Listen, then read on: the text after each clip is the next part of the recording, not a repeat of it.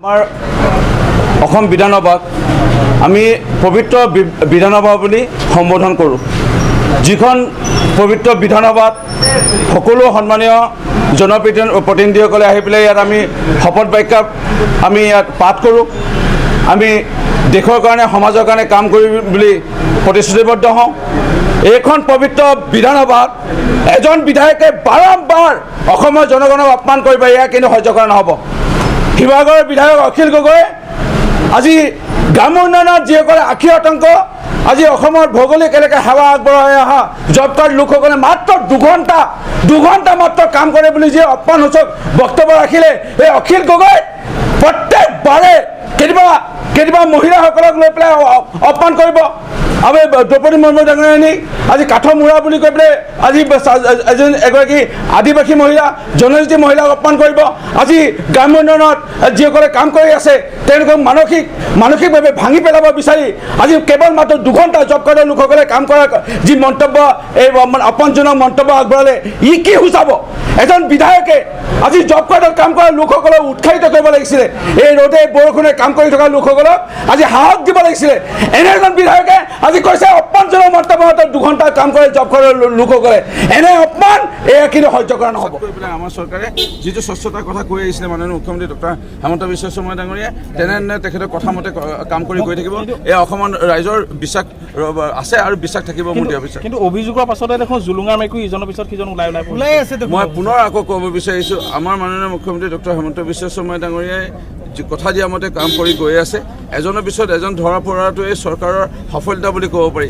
আৰু এয়া একেবাৰে এই যিটো নেক্সাছ বা এই যোনটো চক্ৰ, এইটো একেবাৰে নিক্ষেপ কৰিব বিচাৰিছে, হেক কৰিব বিচাৰিছে। যাৰ কাৰণে আপোনালোকে মই ড্ৰাগছৰ বিৰুদ্ধে বুলি অকল ক'ব বিচৰা নাই।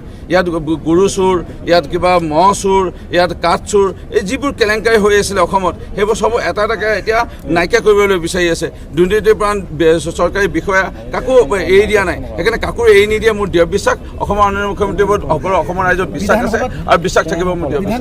বিৰোধীক কথা ক'বৰ কাৰণে সুযোগ দিয়া নাই নেকি? বাৰে বাৰে অখিল গগৈ কথা ক'বলৈও তেখেতক বহাই দিয়া হৈছে, তেখেতক নিলম্বন কৰিবলগীয়া হৈছে। আইন সকলোৰ কাৰণে সমান। আমিও বিৰোধীত আছিলোঁ এটা সময়ত, আমাকো বহিষ্কাৰ কৰা হৈছিলে বা বিধানসভাৰ পৰা ওলাই দিয়া হৈছিল। আৰু যেতিয়া মানে আইনৰ বাহিৰত কোনোবাই যাব, এইটোতো নিয়ম, আমাকো তেনেকৈ ওলাই দিয়া হৈছিল। এতিয়া কথাটো হ'ল প্ৰশ্ন কথা ক'বলৈ সুযোগ দিছে নাই।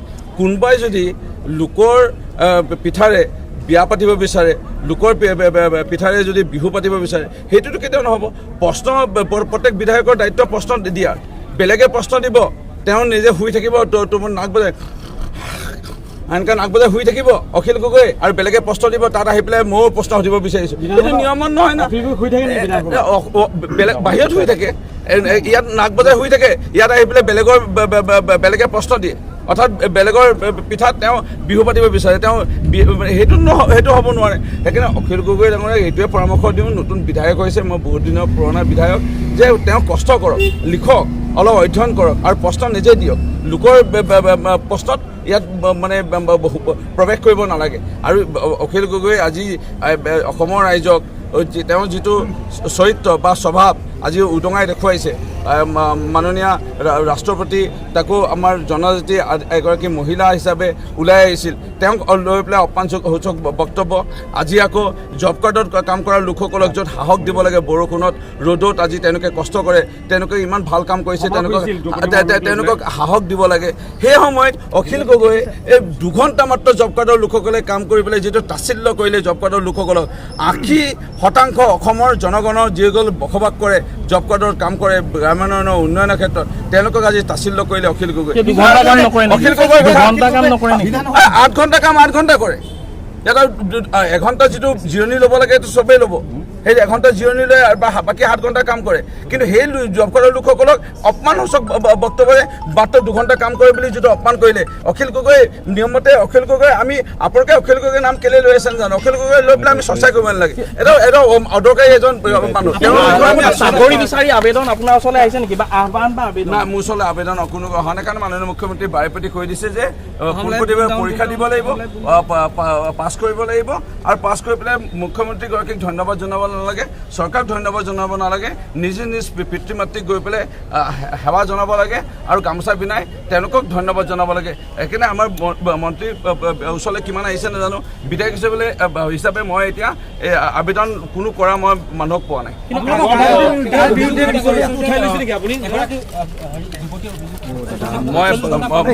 মই বাৰপতি কৈছোঁ, অলপ আগতে কৈ গ'লোঁ, আকৌ একেটা প্ৰশ্ন আপোনালোকে সুধিছে।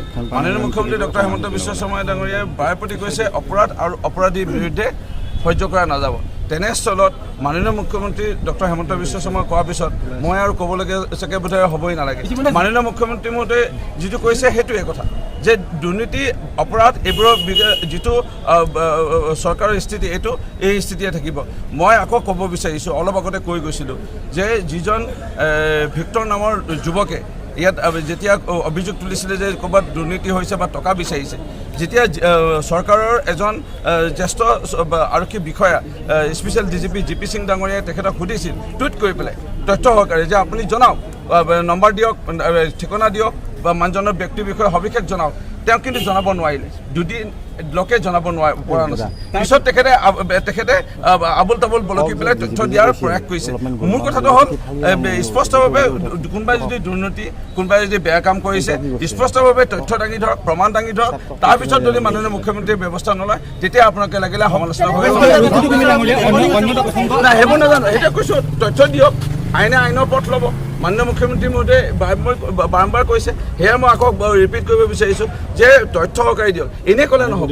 এতিয়া হাজৰিকা ডাঙৰীয়াই তো এনেকুৱা দাঙি ধৰিলে যে চৰকাৰ দোষী, কিন্তু তেখেতক যেতিয়া সোধা হ'ল তেখেতেতো তথ্য দুদিনলৈকে দিব পৰা নাই। 3 দিনলৈকে কি তথ্য দিলে আপোনালোকে নিজে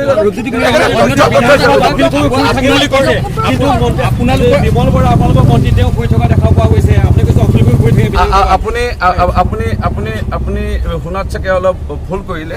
মই বাৰম্বাৰ আকৌ ৰিপিট কৰিব বিচাৰিছোঁ, লোকৰ পিঠাৰে বিয়া পতা, লোকৰ পিঠাৰে বিহু পালন কৰাটো উপযুক্ত কথা নহয়। নিজে গৈ পেলাই এনেকৈ ঢেঁকী মাৰি তাত চাউল খুন্দি আনি পেলাই পিঠা নিজে বনাই ৰাইজক খুৱাব লাগে। লোকৰ পিঠাৰে আনি পেলাই কাৰোবাৰ ঘৰৰ পৰা পিঠা দিলে পকেটত ভৰাই আনিলে, আনি পেলাই ইয়াত পিঠা খুৱাব নালাগে। মই এইটো ক'ব বিচাৰিছোঁ, অখিল গগৈ শুই থাকে, অখিল গগৈ বাহিৰত শুই থাকে আৰু বিধানত আহি পেলাই বেলেগৰ প্ৰশ্নত তেখেতে যিটো নিয়মত নপৰে, অধ্যক্ষ মহোদয়ে নিয়মত চলাব বিচাৰে, তাত আহি পেলাই তেখেতে প্ৰশ্ন দিয়ে, প্ৰশ্ন তোলে, যোনটো লোকৰ পিঠাৰে বিহু পতাৰ দৰে হৈছে, যোনটো মানে এজন সভ্য বিধায়কৰ, এজন মানে দায়িত্বত থকা এজন বিধায়কৰ এইটো চাগে কৰ্ম নহয়।